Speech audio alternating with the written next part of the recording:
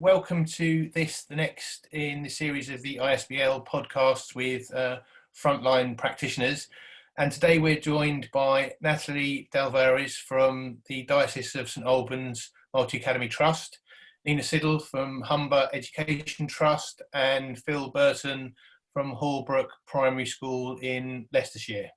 Welcome all, good to see you. Welcome. Hello. So we thought that the obvious topic to talk about today would be reopening and any plans that you're making, given the announcement by the Prime Minister last weekend and the deluge of guidance, which I'm sure you've all had the fun to work through. I presume, like all of us, there are as many questions to be answered as there are solutions within those documents, but nevertheless you've got some guidance, and I'm sure you were already thinking about what steps your individual schools and trusts would be taking. So yeah, I'd just like to hear from you. What does it look like since the announcement? What steps have you been taking? What considerations have you been working through? Mm-hmm. So if I could start with Natalie. Yeah, so it's interesting. Since Sunday, every day so far this week, with calls I've had with various people or bulletins I've read, there seems to be a different focus. So yesterday I was trying to get my head around the logistics of which children were coming back in which order, and from what I can gauge across the country, some schools are planning to have their primary school children coming back either all mornings or all afternoons. I spoke to a school yesterday where they were looking to have Monday, Tuesday, a really deep clean on Wednesday, and then a second cohort Thursday, Friday. And then other schools are looking to rota it almost every other day. So that was all about yesterday's thinking. And then this morning, it's only 1 o'clock now, this morning has all been about health and safety and risk assessments and what that has to entail, because every other bulletin I've got so far this morning starts with how the absolute responsibility sits with the directors of the trust, and it's really important that we get this right, no pressure. So that's kind of what's going around in my head at the moment. Yeah, and I think that's absolutely right. I mean, there's been quite a lot of talk since the announcement about where does accountability reside. And I think, you know, the responsible body is ultimately the responsible and accountable group. Where that sits within the trusts or within maintained schools has been debated over the last few days. So I think, yeah, that kind of shift of emphasis is starting to emerge. Nina, what's your perspective? Yeah, so not dissimilar. I think the first conversations were all around the children and the sizes of the groups, or the pods as we want to call them now, I think. But also the concern in terms of actually who have we got to staff it, because it was understanding in every school, out of the staff they've got, how many of those are shielding or are shielders, etc., etc.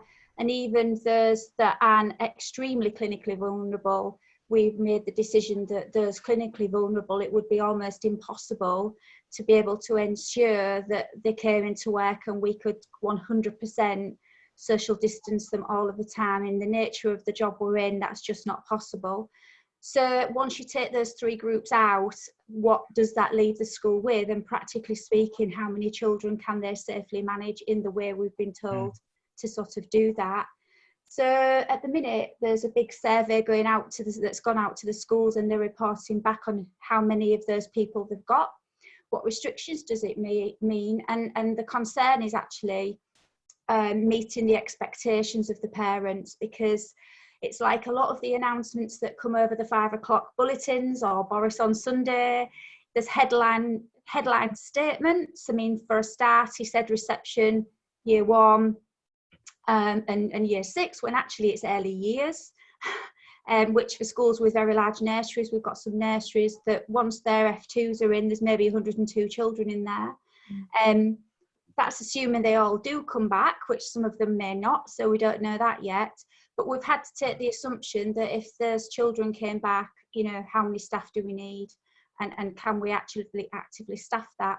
We have had some guidance. Although there's lots of multi-academy trusts in our city, the city is taking a citywide approach and has done right from the start. And so we work as trusts together, if you like, on the bigger picture to make sure there's a consistency over what we're doing, as much as we can. And, you know, the mind has been that if we have schools who can't safely have all those year groups in, be it on, you know, split rotas or whatever, then we may have to consider phasing the years that come in to start with, probably starting with the youngest. So for now, we're just going to wait to see what these figures look like when they come in, and then make that judgment. There's a meeting again tomorrow to sort of, that data will be in, and we can have another trust-wide conversation with heads and senior leaders. But that's where we're at. In terms of health and safety, what we've done with that is kind of on a parallel, while all this other organisation is happening, basically continued to make contact with every school to ensure just basic stuff like supplies are adequate, and that they're continuing to keep contact, and they're all sharing suppliers and sharing what, you know, everything they've done with that. So everybody's quite secure in that. And we've just basically said we're going to look at our original risk assessments and probably build on those for this next phase. We did talk about having the trust-wide policy, but we've been advised to leave that for now. And just stick with all the guidance and safer working guidance that we've been issuing. Individual pupil risk assessments in the special schools obviously are necessary, and where there are vulnerable children in the primaries, but other than that, it's a school-wide risk assessment and guidance. And then the advice we've taken is that once this situation is stabilised, probably by September, we will then look at a generic trust-wide policy ongoing, and it might not be called COVID, it might actually be more about infectious diseases, but it would roll it in. For now, any of the documentation we've produced is probably just going to be kind of an appendix to other policies, such as, you know, business continuity, safeguarding, those sorts of things. So that's about it really. I think everybody feels like there's a huge raft of things to think about. We've got kind of planning documents and sort of almost jobs lists, if you like, for people to have a framework to follow, because there isn't really. There's just this huge amount of information, and somewhere along the line, I think particularly head teachers are just feeling like they need somebody to say, here you are, you know, here's what we want you to do, go in this order, think about this and this. And I totally get that, because that's the way my brain would go. And I think it was just a huge amount of stress all at once. I think there was another comment from one head who felt they wished they'd maybe done it one year group at a time, rather than giving us a range of year groups all at the same time. So it'll be interesting to see whether, you know, we're looking at two possible models, just like you said yourself a moment ago about splitting weeks, etc., and things like that. So that's just all to be considered. But I think we've given a deadline of next Wednesday to have finalised all of that and communicated back to staff again in terms of their role in this and what we can reassure them with, and, you know, in terms of the shielding people, you know, where the rules will sit for them, really. I think that's it really for now.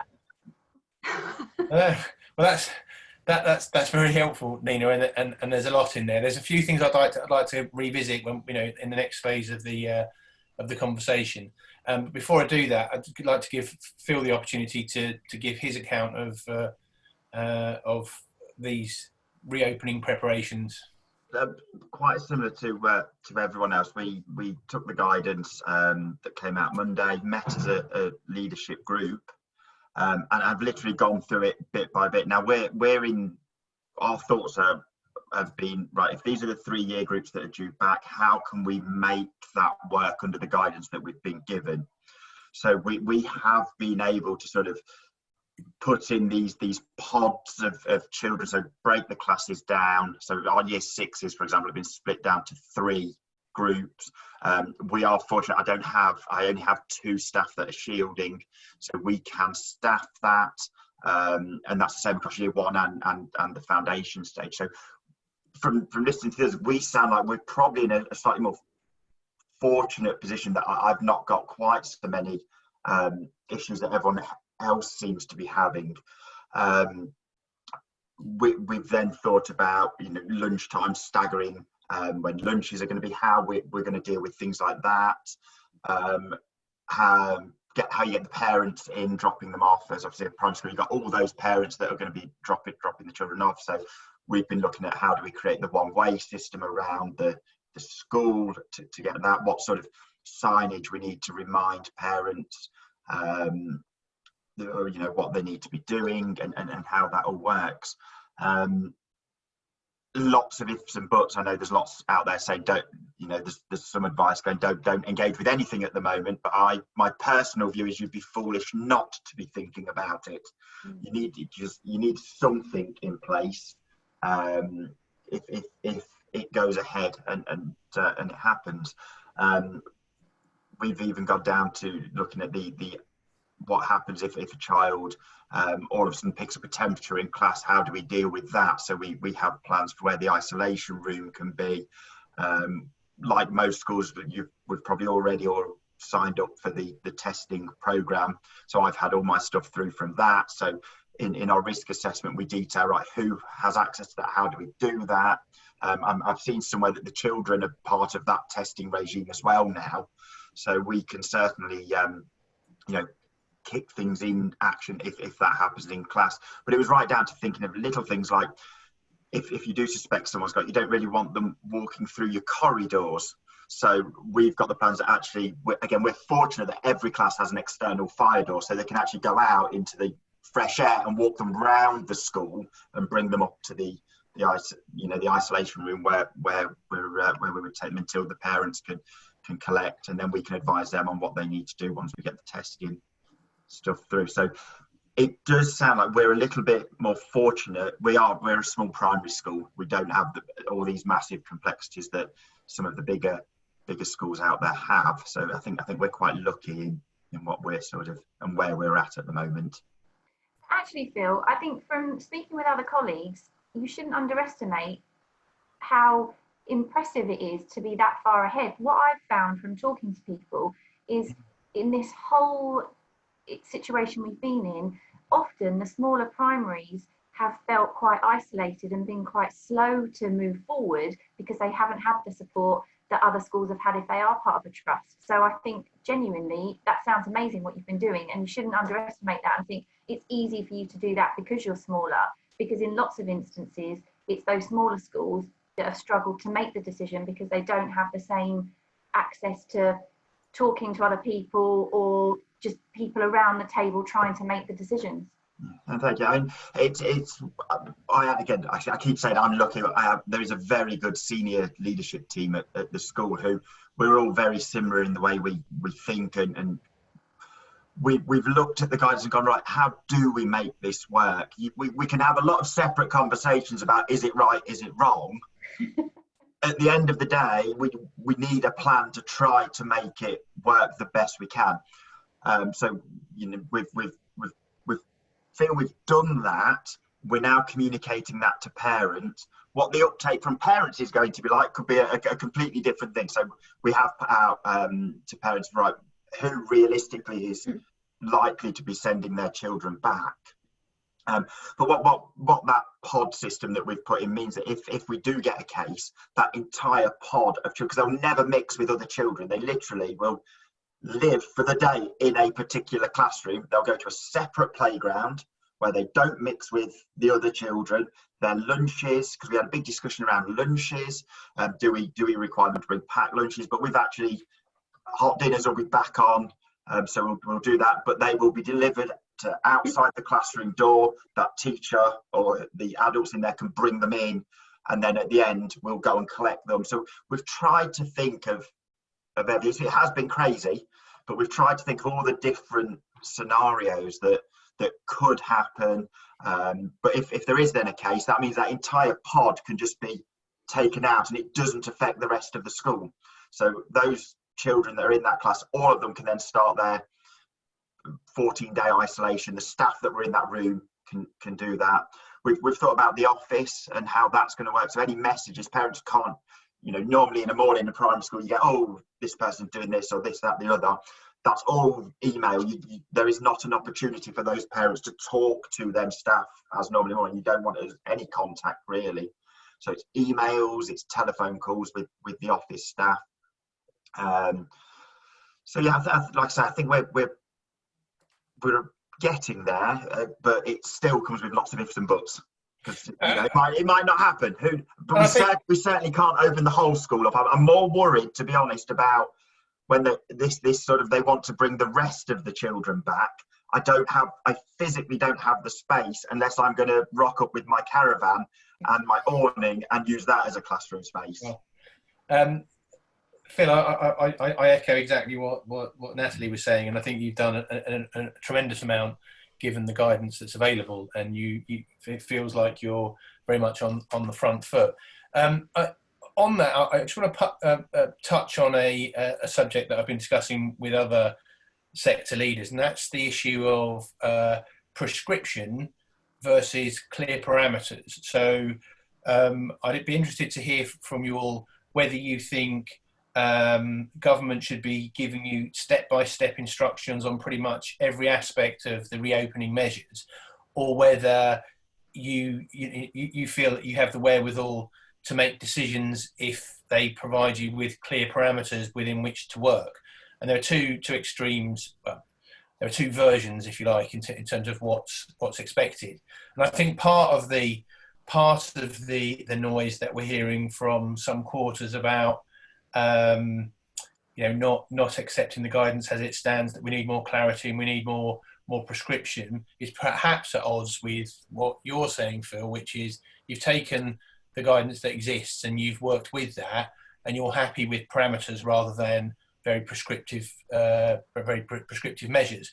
And just to go a step further with that, there's also the accountability versus decision making scenario at a local school, trust and local authority level. So where does the buck stop? So if we have parameters and we make decisions within those parameters, so there's a degree of autonomy, but you're taking control of some of those decisions, presumably you're prepared to accept the consequences. Whereas if it's very prescriptive and you only do what you're told to do, then you can't be held to account. I'd just be interested across the three of you, how you see that playing out and what would be your preference, or if you know the mood of your leadership teams and your governing bodies, where you are on that. So I'll start with Nina again, and then start with Natalie, then Nina, and then Phil.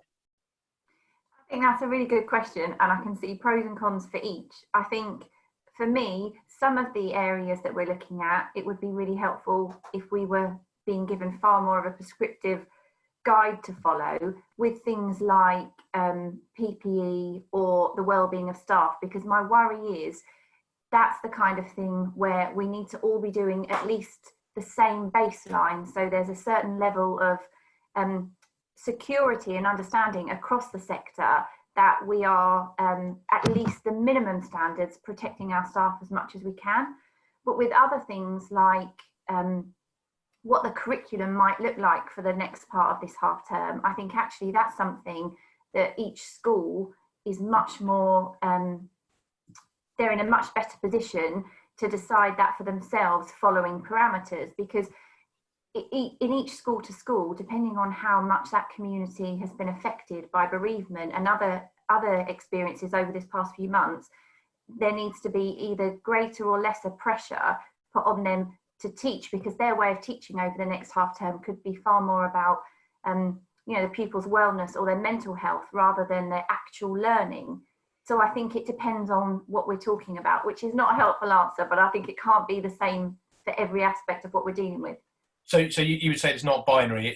There are elements which need prescription and clear a clear steer which is consistent across the system, and then there are other more nuanced areas where there needs to be some latitude, which I think is, I think it's a reasonable position to take. I think that's fair. Nina, what's your view on this? I think prescription's fine so long as the people prescribing it understand the ramifications of what they're prescribing to. So I think exactly what Natalie's saying, some of it would be really useful just to have that sort of set in stone guidance, well, rules, if you like, almost.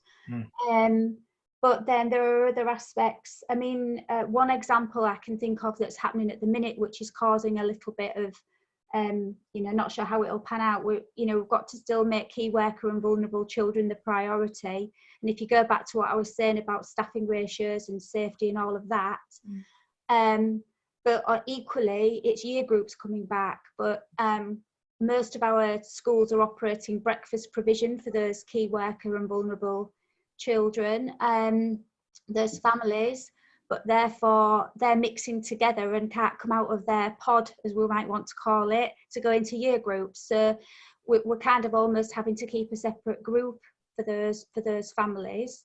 And again, that's going to have implications on staffing. So if we were given prescription around all of that, that would be really difficult unless they absolutely understood the ramifications of what they were asking us to do. And certainly in terms of curriculum, as you say, Natalie, that needs to have a more flexible, adaptive approach, I would say. And the other element of all of this, and this is, I totally agree with you on it with staffing issues, particularly in light of the conflict there is at the moment with unions, and the messages they're giving their members and the messages they're giving the employers, and it's all kind of getting sort of debated out, and sort of leaving them to it at the moment to sort of rattle around with that. But if we have some really, really clear guidance on what we are and aren't going to be doing and how we're going to operate from a staff point of view, that would be helpful, because then it can't all be about us and us taking the blame. And at the end of the day, not blame, but the ramifications of it all. And at the end of the day, it's back to those perceptions again, isn't it?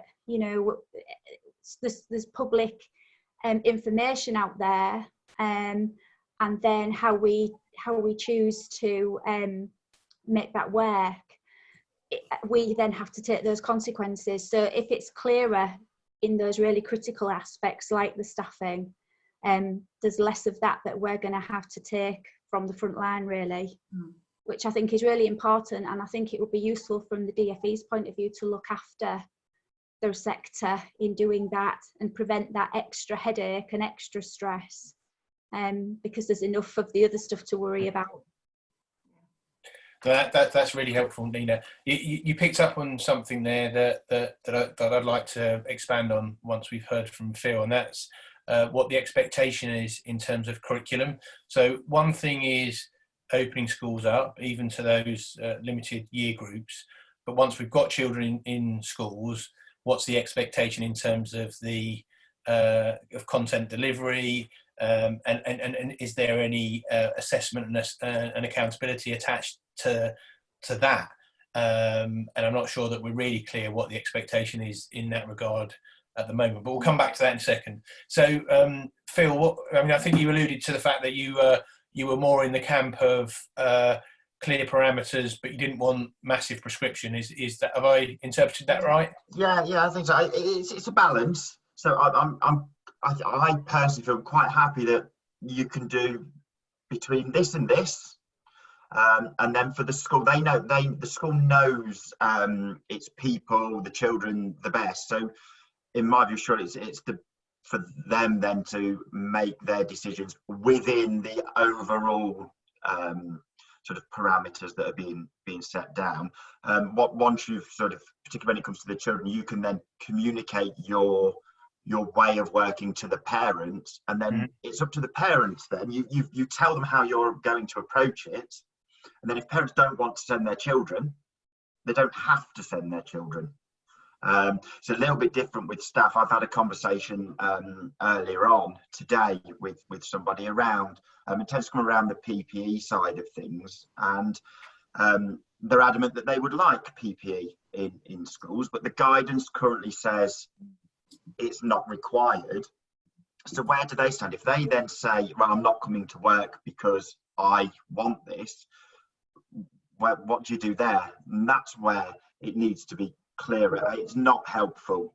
I personally don't think that you've got DFE saying one thing, you've then got unions saying something else, because that's just that, like everyone else said, it's just confusing everyone, and it just doesn't help matters. And you know, it's stating the obvious, but there really should have been an agreement before anything came out between all the major players in this, so as then schools can just get on with it, as opposed to, as we're in a position now, sit waiting to know whether it will go ahead or not.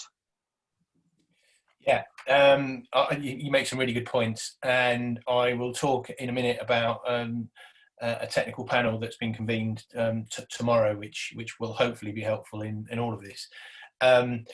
Just on the expectation thing, and again, Phil, you've alluded to it, is what's your sense of what parents and children can expect from education over the coming weeks and months? And just picking up on the point that you made there, Phil, that in some circumstances you're expecting parents to say, actually, you know what, I don't feel confident enough to send my children. And, you know, in your setting, you'd be saying, well, we understand that. If they don't come to school, if they don't send their child in physically, will you be providing them with an education at home? And is there not a danger that those that come to school will get further ahead than those that don't come to school? And suddenly we get this gap emerging, and it could even be a gap in a different way to the one that we've seen historically, which was all about you know, disadvantaged children and children with special needs. We could end up with a different type of gap based on whether parents are confident or not to send their children in. It'd be interesting to see if there's any correlation between the parents that send their children in and whether they come from disadvantaged backgrounds or not. I don't know whether there is a correlation. I'm kind of thinking on the hoof now. But all of that, I think, does need to be considered. And I haven't heard yet from anywhere really what the expectation is once we get children back into school in terms of outcomes and attainment, or is even that a priority? But again, if we go in the same order, so Natalie, Nina and Phil. And equally, what's the expectation for years, you know, 3, 4, 5 who haven't been mentioned in the first wave? Because if we're trying to get as many staff as possible, especially to compensate for those that are shielding and therefore can't be in school, we don't have the number of staff we would normally have access to. So if we're splitting them into pods and we've got less staff, then we've got more people hands-on in year groups than perhaps they're familiar with working in, and therefore we don't necessarily then have the spare capacity to be providing online learning for those year groups that haven't been mentioned. So for us across the trust, we've got 8 schools, 7 primaries and a secondary, and on day 4 of this new announcement, we are still trying to almost get our head around the logistics of numbers and how it will work, and then next week's focus will be really trying to kind of drill down into what exactly that teaching will look like. But the thing that we do keep talking about at the moment, and I've raised this before in other forums where I think we need additional support from the government, is we don't necessarily know yet how our children are going to come back to us. And so is it about teaching them maths, or is it about getting them to be able to process and articulate what they've experienced so far and how they're feeling, so that they're in a better place to pick up more traditional curriculum based learning next year? And I think until they come back, we don't necessarily know what that looks like. No, I think that really well made points, and things to, I think, carefully reflect on. Nina, what's your perspective? Well, firstly, in terms of measuring it, these children are only going to get 7 weeks, and then they're going to be off for 6 weeks after that. And as you say, Natalie, it's only certain year groups anyway. I'm not sure it can be measured, and I'm not really sure there's an intention to measure it. I think it's just about getting these children into school, and really it's more about childcare and then the economics of the country, and allowing people to get back to work at this moment in time, I would suggest, is the background to this. But in terms of those children that we have got in school, I believe that our thought process, and I aren't a practitioner, so I don't want to speak out of turn, but it's more about engaging them, making it interesting, making it enjoyable, and sort of trying to tie that in with some curriculum of some level, of some sort. In terms of those children that are still at home, for whatever the reason, I think the intention is, as part of rotating the staff, that any of those that are shielding but are fitting well or are at home for any other reason, there will be an expectation that they will be planning for other year groups, not necessarily just their own.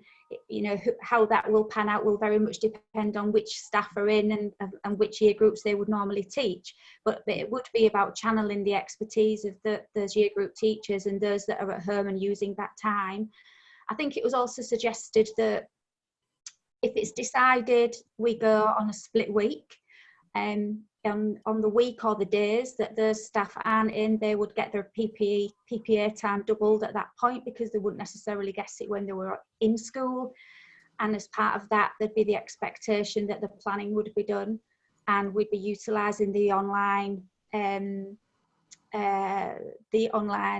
facilities that we have been, you know, the different websites, etc., and everything they've been using already, the National Academy stuff, all of that. But it would be about looking at who's working from home and making sure they were delivering in as well, in however we make that work. I don't know the detail, and I don't pretend to understand it, but that was the feel that I got from it. In terms of attainment, though, no, I don't see how that. It's a 7-week window, and some of these children will all even be in, and if it's split weeks, they won't even get 7 full weeks. It's I think it would be helpful if that expectation was made a little bit more clear. I do worry a little bit. So if you look at the rhetoric from the Secretary of State about the year groups that were chosen, there's a suggestion that those year groups were the ones that most needed to continue their education at this point. So it kind of alluded to some kind of commitment to you know, business as usual, education continuity for that year group. And I think what I'm hearing, and I have some sympathy for this argument, is that maybe we're setting an unrealistic expectation. If we could perhaps be a little bit more accommodating in terms of that expectation, and as you say, it's more of a familiarisation exercise. It's more about understanding children's mental health, their well-being. It's almost given them that refamiliarising themselves with an environment they're going to have to come back to. All those things seem to be sensible steps, and let's not be unrealistic about what we can achieve in that very short 7-week window. So hopefully we'll get some clarity in the coming days. Phil, just finally on this point, your reflections. Very similar to everyone else. We've sort of had this discussion. We feel that the pastoral side of things is going to be a massive focus for those coming back, and that sort of social interaction piece, how that sort of all works.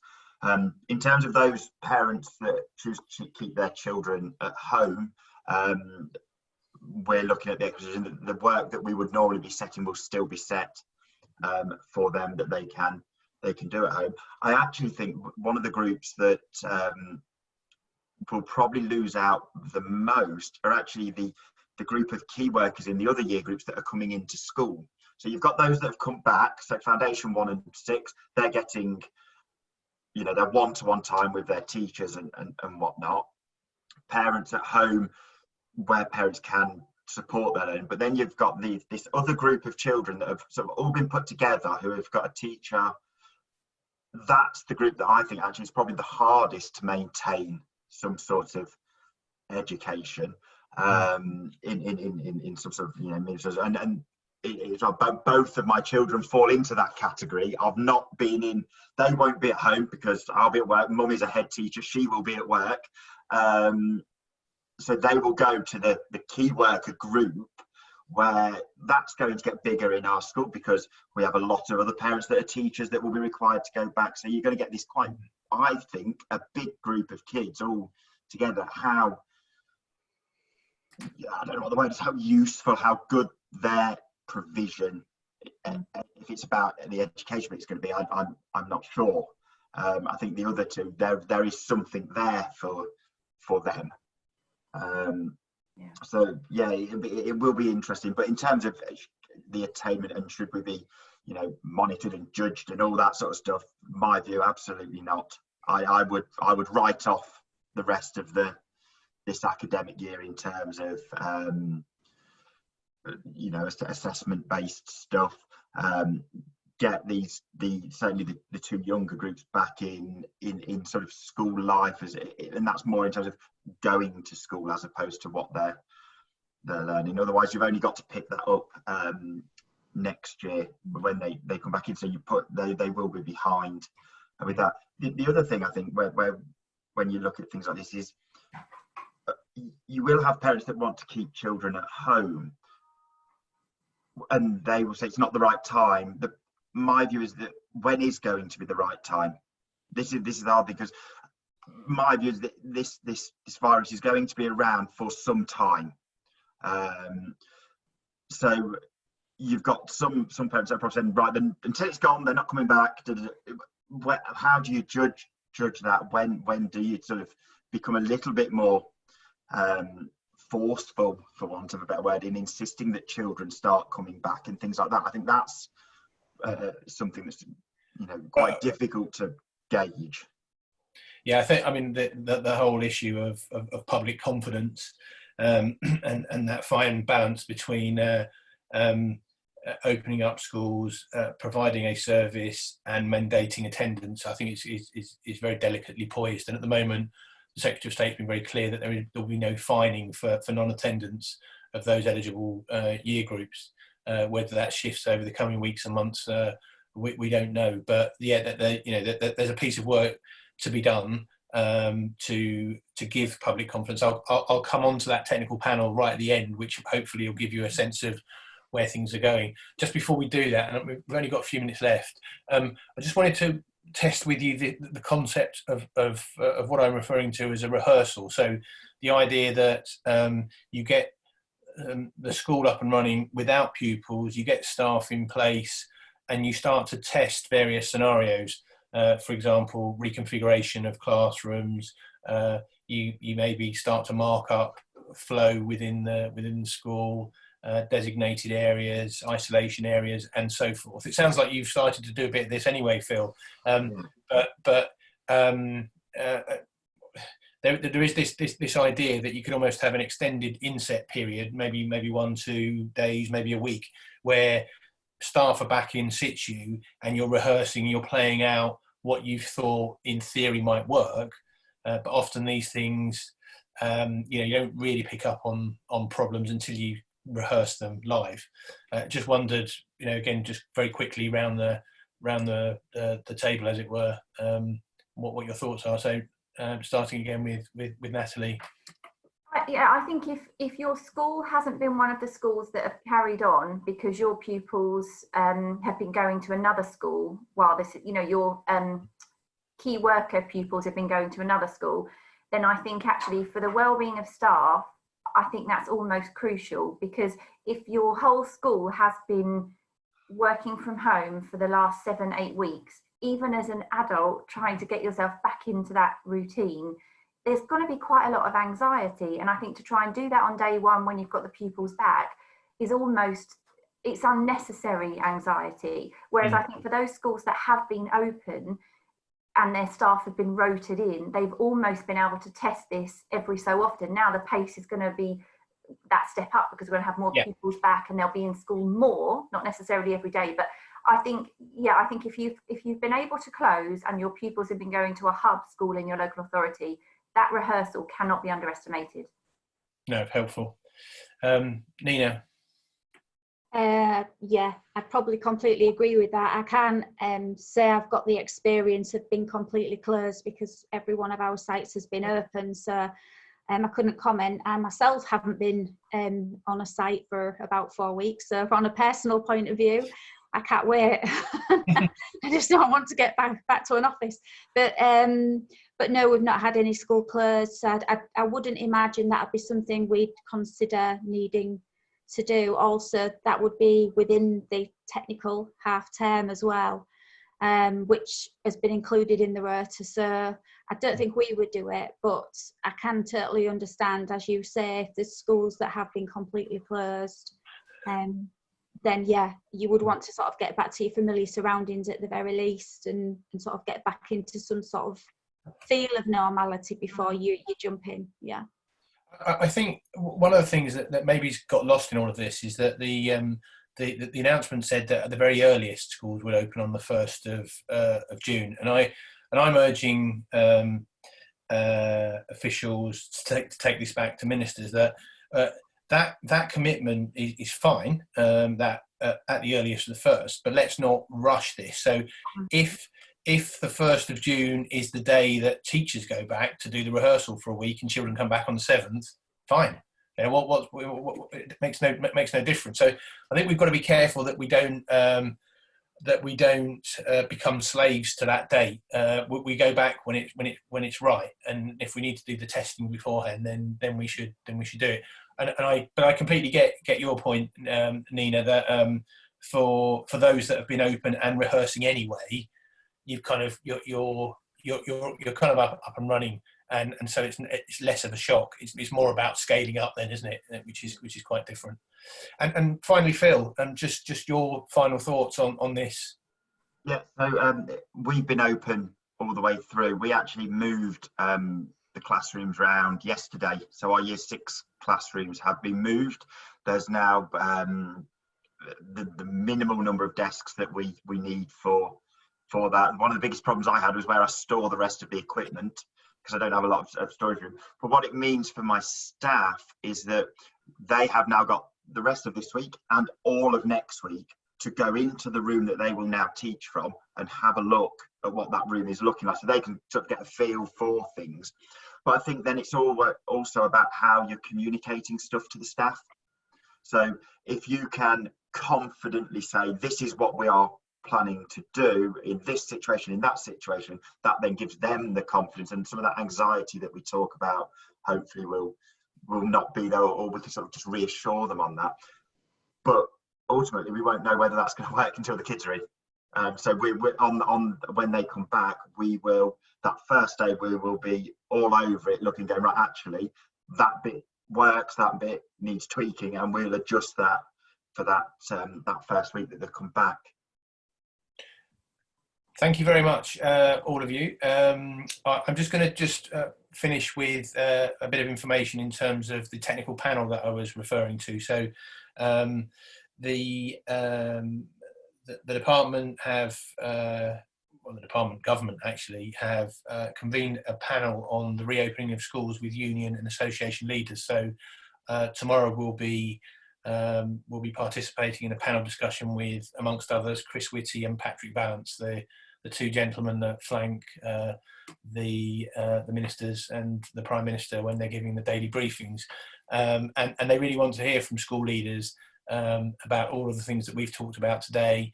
And I think it's unique that school business leaders have been invited into these high-level government conversations, and they're going to use the feedback from that conversation to work up their data models and maybe reflect on the initial thinking. In a way, it's a shame that this has come a week after the announcements that took place last Sunday, but yeah, we are where we are, and we should be grateful that that they want to engage with sector leaders on what is a very important phase of the crisis. So of course, as an institute, we'll feed back in terms of any outputs from that.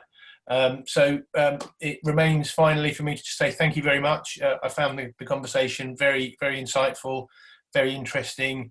Thanks for giving up your time. Thanks for all the brilliant work you're doing. Stay safe. Thank you.